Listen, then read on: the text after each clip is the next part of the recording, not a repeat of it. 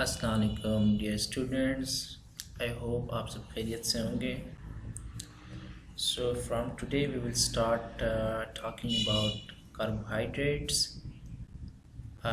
but in today's lecture we will be discussing about carbohydrates and its types.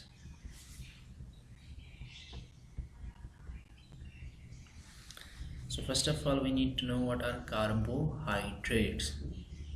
So आप नाम से ही पता कर सकते हैं कि carbohydrates are hydrates of carbon. ये सिंपल जो इसका डेफिनेशन है, it is carbohydrates are polyhydroxy aldehydes are ketones. Polyhydroxy means aldehydes are ketones, because in carbohydrates there is polyhydroxyl alcohol with at least 3 carbon atoms. तो carbohydrates में basically क्या होता है, there is a hydroxyl group and usually it should be comprised of at least 3 carbon atoms. and carbohydrates में हमेशा या तो aldehyde as a functional group होता है या ketone as a functional group होता है. So carbohydrates are polyhydroxyl alcohol with at least 3 carbon atoms with functional aldehyde or keto group. तो यहाँ पे जो है हाइड्रोक्सी अल्कोहल तो है, हाइड्रोक्सिल ग्रुप जो है, but the functional group is aldehyde और कीटोन.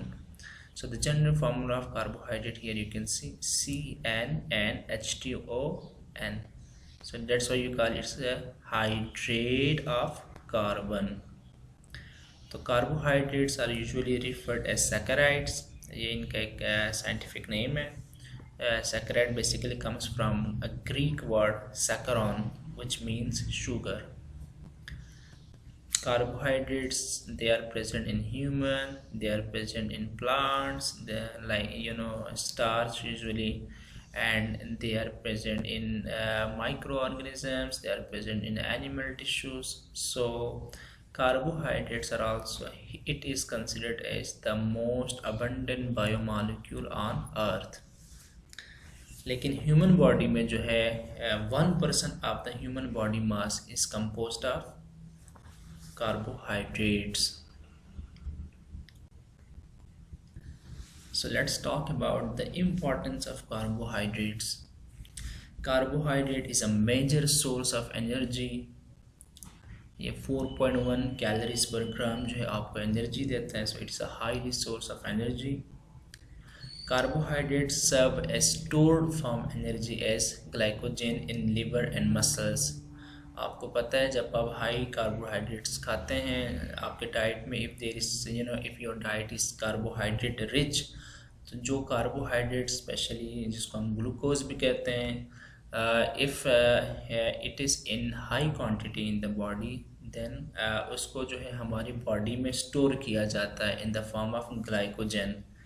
तो ये जो है बेसिकली लिवर सेल्स में और मसल्स में जो है, स्पेशली स्केलेटल मसल्स में इनको स्टोर किया जाता है. और बाद में जब बॉडी में कार्बोहाइड्रेट्स की ज़रूरत होती है तो जो है ये ग्लाइकोजन अगेन ब्रेक डाउन होकर ग्लूकोज बनता है and it produces an energy और provides an energy to the body. Carbohydrate also have a role in protein sparing action. What is protein sparing action? Basically हमारी body में carbohydrates क्या करते हैं, it can spare the use of protein as energy. जो protein हम खाते हैं उसको एज एन एनर्जी जो है यूज़ करने से उसको रोकता है या उसको स्पेयर करता है. और उसके अलावा अदर सोर्सेज जो है उनसे जो है like carbohydrate itself it can produce energy. इस तरह जो है ना बाकी जो है fatty tissues and dietary fats वगैरह उनको इस्तेमाल करते हैं. सो प्रोटीन स्पेयरिंग क्या हुआ? Protein sparing is basically the process by which the body derives energy from sources other than protein. तो बाकी जो सोर्सेस है प्रोटीन के अलावा जो खाते हैं उससे जो है बॉडी जो है एनर्जी को गेन करती है और इट ड्राइव्स एनर्जी, लेकिन प्रोटीन जो है वो टोटली आपका स्पेयर रहता है। Carbohydrates also reduce the breakdown of fatty acids and preventing ketosis. So what is ketosis? Basically हमारी बॉडी में carbohydrates they provide energy, but in case of low carbohydrates in the body, अगर body में carbohydrates कम है तो what actually happens is ketosis होता है। तो ketosis is basically elevation of the ketone bodies in the body. तो हमारी body में जो है ना कीटोन बॉडीज़ का इजाफा होता है, और वो बेसिकली क्या करता है, बिकॉज बॉडी में एनर्जी के लिए सोर्सेस नहीं है, तो जो कीटोन बॉडीज़ है वो फैट की मेटाबॉलिज्म करता है, that is the breakdown of fatty acids to provide energy to the body. So ketosis is like a physiological, there is also a physiological ketosis, but जो ketosis है that is also very dangerous also for your health। तो उसमें क्या होता है basically, अगर long term के लिए बॉडी जो है कीटोसिस करती रहे तो जो कीटोसिस है it results in the first one is increased the level of uric acid। एक तो ये इशू आता है, और यूरिक एसिड की वजह से जो है गाउट जैसी डिजीज़ होती है, ऑस्टियोपोरोसिस कॉज करती है, एंड जो है यहाँ पे लीवर स्टोन्स वगैरह भी बनते हैं। तो लॉन्ग टर्म में कीटोसिस जो है वो बॉडी के लिए मतलब डिसएडवांटेज रखता है। Now come to the pharmaceutical significance of carbohydrates. Carbohydrates are building blocks and they are the source of energy। ये तो आपको पता है। Carbohydrate of course they are a part of dietary fibers, जिस तरह cellulose हैं dietary fibers हमारे पास। Carbohydrates are used as excipients in pharmaceuticals। So what is excipient? I think you will also learn this in pharmaceutics in the first prof, but excipient is basically जो medication है उसमें along with जो active ingredients हैं जो कि medication purpose के लिए इस्तेमाल होती है, तो उसके अलावा कुछ ऐसे जो है ना substances दिए जाते हैं जिनको हम excipients कहते हैं, which basically helps in the stability of that medicine or drug। तो ये एक्सिपिएंट जो है वो जो ड्रग है या मेडिसिन उसको स्टेबल करते हैं, उनकी स्टेबिलिटी को इंक्रीज करते हैं। Carbohydrates are also used in dusting powders like talc for example, it's a powder जो कि जो है स्किन पे स्पेशली इरिटेशन वगैरह की वजह से या ऑयली स्किन्स पर जो है ना वो यूजुअली जो है इस्तेमाल होता है। So it is also use as disintegrants. Disintegrants basically क्या है, ये आपको नाम से पता चल रहा है, disintegrant. So it is helpful in the break down of specially tablets वगैरह and some capsules.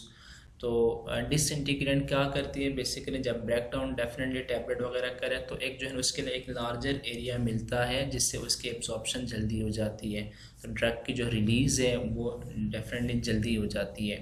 So carbohydrates are also used as disintegrants. They are also used as mucilages and biomarkers. So carbohydrate जो कि हमारे पास polysaccharide जो आप आगे जाके पढ़ेंगे, तो it is also a mucilage which is edible, आप इसको खा सकते हैं, and it is also used in the to decrease the irritation of the mucosal membranes। तो ये म्यूकोजल मेम्ब्रेन्स की इरिटेशन वगैरह को कम करती है। Carbohydrates are also used as binders in tablets. ये जो है एज अ बाइंडर यूज़ होगा टैबलेट की फॉर्मुलेशन में। They are used in heparin, glucose, dextrin, you all know all this, and they are also used as flavouring and sweetening agent. मतलब उनको कोई drug वगैरह है उनको स्वीट करने के लिए या उनको फ्लेवर देने के लिए भी कार्बोहाइड्रेट्स का इस्तेमाल होता है। Now we'll talk about the classification of carbohydrates.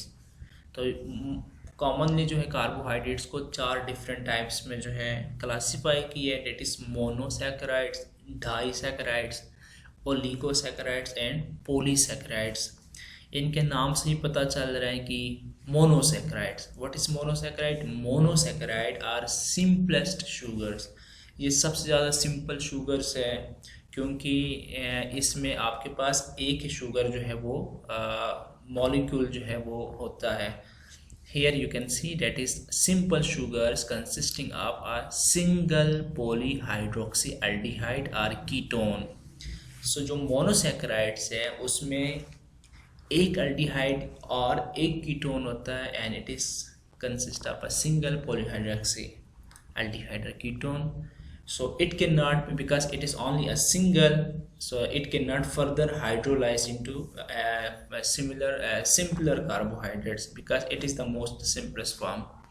Monosaccharides are sweet in taste and all monosaccharides are reducing sugars. ये आप याद रखें कि monosaccharides usually क्या होते हैं? reducing sugars. रिड्यूसिंग एजेंट आपके पास reducing sugars are basically reducing agent. तो रिड्यूसिंग एजेंट क्या कॉज करती है? They results in reduction. तो ये जो है अपना जो है एक electron, they lose an electron and then जो उसके साथ जो कंपाउंड से causes the reduction. So monosaccharides are all reducing agent because in monosaccharides the aldehyde or the ketone group is free, so it can easily go for reduction. So here monosaccharides again, it's a quite crystalline solid and it is easily soluble in water. और जो monosaccharides है वो आपके पास they usually, क्योंकि हमने कहा था कि कार्बोहाइड्रेट में एटलीस्ट 3 हमारे पास जो है कार्बन एटम्स होने चाहिए। So from 3 to 9 carbon atoms usually it is monosaccharides and they are further sub classified into aldoses and ketoses. तो वो ग्रुप्स या वो शुगर जिनके पास एल्डिहाइड ग्रुप है दे आर अल्डोज, और those monosaccharides which have a ketone group as a functional group is are called ketoses. So here you can see monosaccharide which contain only 3 carbon atom. Here you can see this 1 2 3 carbon atom are called trioses. So if it has an aldehyde group, here you can see there is C double bond O and H aldehyde group, it is called glyceraldehyde. And if there is a ketone group C double bond O CH2 CH2, so if there is a ketone group it is called dihydroxy acetone. इसी तरह हमारे पास 2 monosaccharides which are 4 carbon atoms are called tetroses, and here you have the erythrose with an aldehyde group and erythrulose with an ketone group. Similarly, the carbon atom containing 5 monosaccharides containing 5 number of carbon atoms are called pentoses. Penta means 5, so if it has aldehyde it is called ribose. Here you can see the ribose is an aldehyde, and if it has a ketone group here, like you can see, it is a ribulose.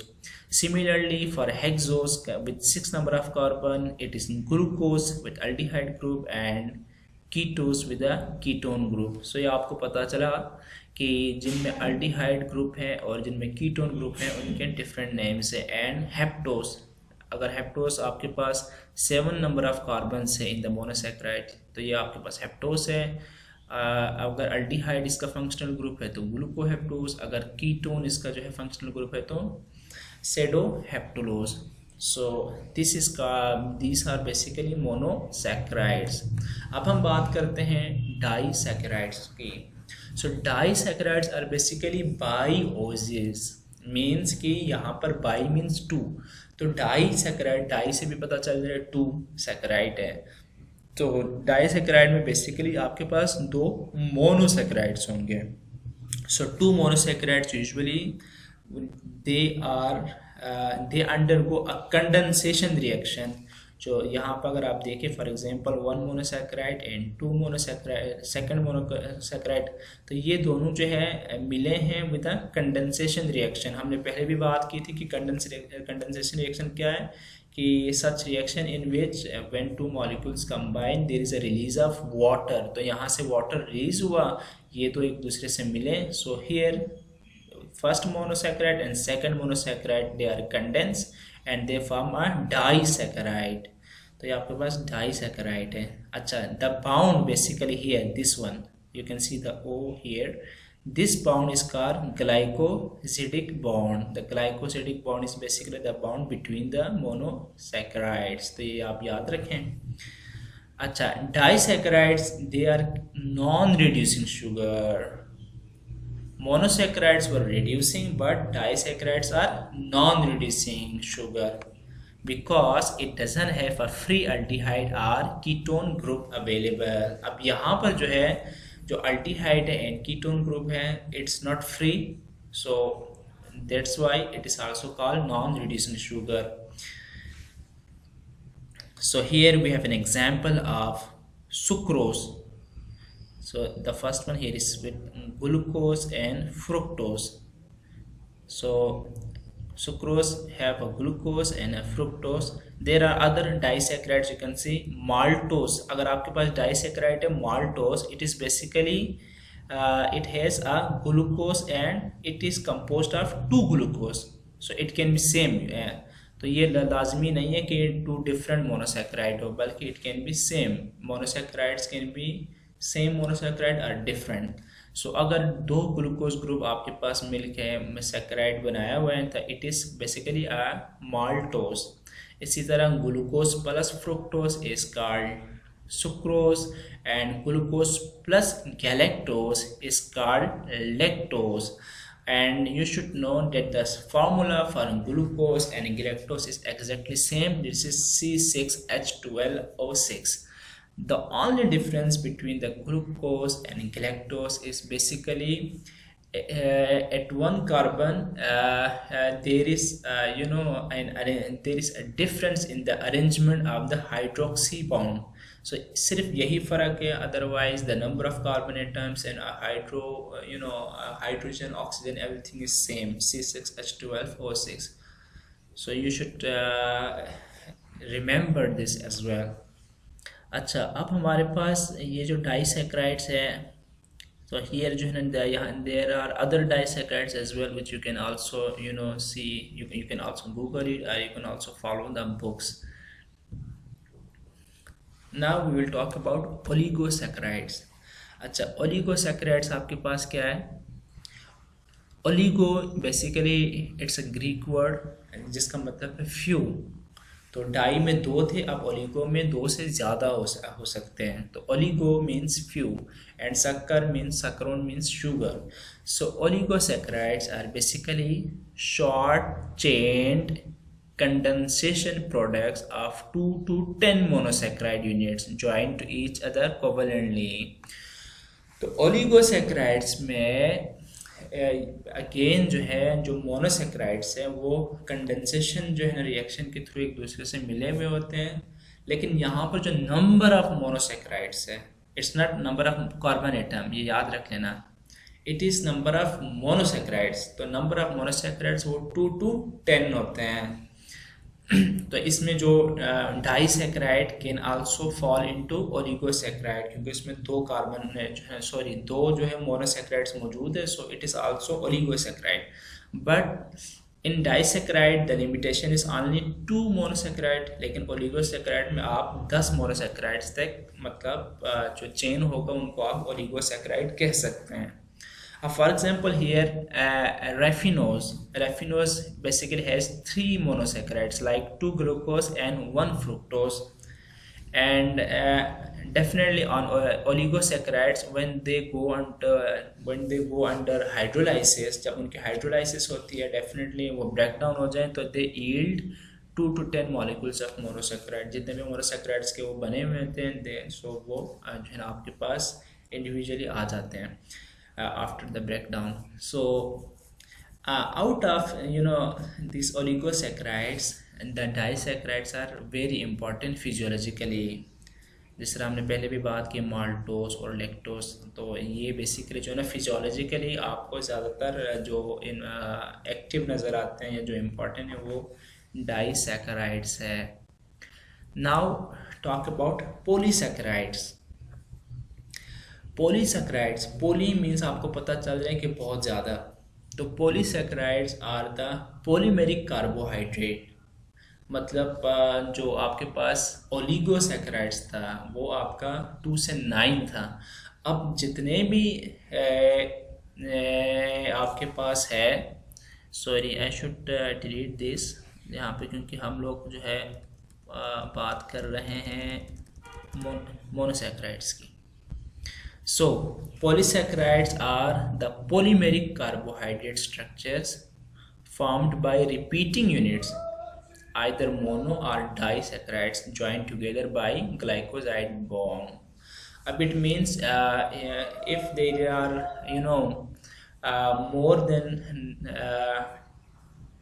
10 monosaccharides, क्योंकि पीछे अगर आप देखें oligo में आपने क्या बात की थी कि 2 to 10 मोनोसेक्राइड. तो 10 मोनोसेक्राइड के बाद अगर ज़्यादा जो है मोनोसेक्राइड्स वो इन्वॉल्व है किसी भी चेन में, तो basically it is polysaccharide. So polysaccharides are the polymeric carbohydrate sugar and it can be a monomer. I mean in polysaccharide the repeating units, मतलब एक मोनोसेक्राइड या सेक्राइड दूसरे के साथ मिला हुआ है तो वो मोनोसेक्राइड भी हो सकता है, डाइसेक्राइड भी हो सकते हैं. तो all of them join together through a glycoside bond, the simple as we talked before. So to make a long chain या a polymer of carbohydrate which we call polysaccharide. अच्छा, पॉलीसैकेराइड हमारे पास क्या है? They serve as stores of fuel and form structural elements of cell.